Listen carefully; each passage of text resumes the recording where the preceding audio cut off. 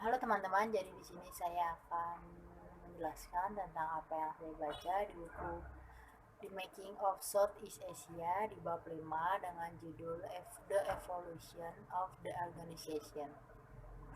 Jadi di bab 5 ini yang saya dapatkan adalah bahwa Asia Tenggara memiliki kesamaan penting antara pembangunan bangsa dan pembangunan wilayahnya. Hal ini dilihat oleh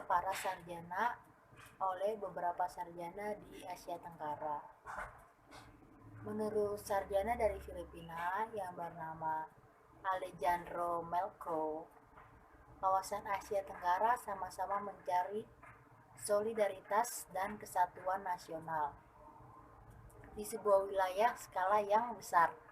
Namun mereka sama-sama gigih untuk membangun hubungan antar negara di Asia Tenggara tersebut.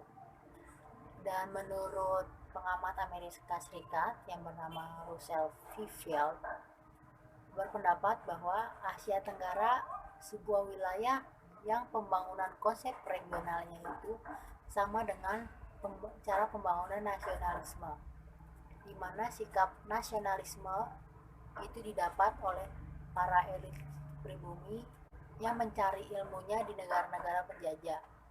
Karena belajar di negara-negara penjajah, para elit pribumi itu merasa bahwa negaranya ingin juga seperti negara-negara yang menjajah negaranya itu.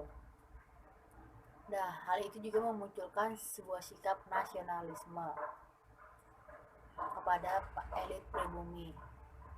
Dan menurut Russell Fifield, pembangunan konsep regional ini sama halnya dengan pembangunan nasionalisme.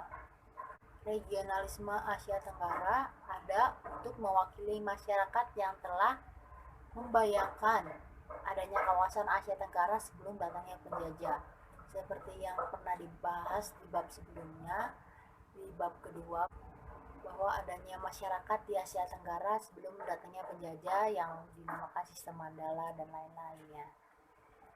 Dan sebelum terbentuknya Asia Tenggara, para pemimpin ini sudah menyadari bahwa pentingnya pembangunan identitas regional. Dan saat pertama kali ASEAN dideklarasikan, setiap anggota ASEAN yakin bahwa organisasi ini tetap melestarikan identitas nasional mereka. Dan menurut S. Rajaratnam, Menteri Luar Negeri Singapura saat itu, dan juga sebagai salah satu tokoh pendiri ASEAN, berpendapat bahwa keberhasilan ASEAN bergantung pada cara pikir baru dalam menghadapi masalah bersama. Karena sebelumnya negara-negara ASEAN itu terbiasa melihat masalah dari perspektif kepentingan nasionalnya sendiri. Namun saat sudah adanya ASEAN, hal itu harus diubah dengan perspektif regional yang kemungkinan akan sedikit mengorbankan kepentingan negaranya masing-masing. Para pemimpin ASEAN juga melihat organisasi ASEAN sebagai kerangka kerja untuk menyediakan solusi regional untuk masalah-masalah regionalnya.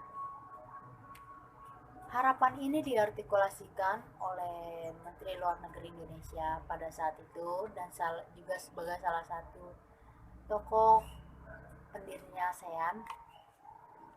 Dia berpendapat bahwa masalah regional yaitu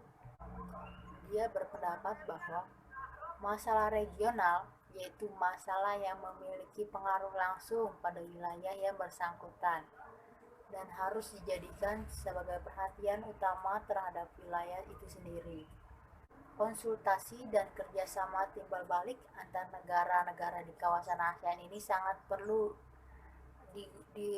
dilakukan untuk menghadapi masalah dan untuk mendapatkan solusinya. Itu saja yang bisa saya sampaikan. Kurang lebihnya mohon maaf. Terima kasih banyak.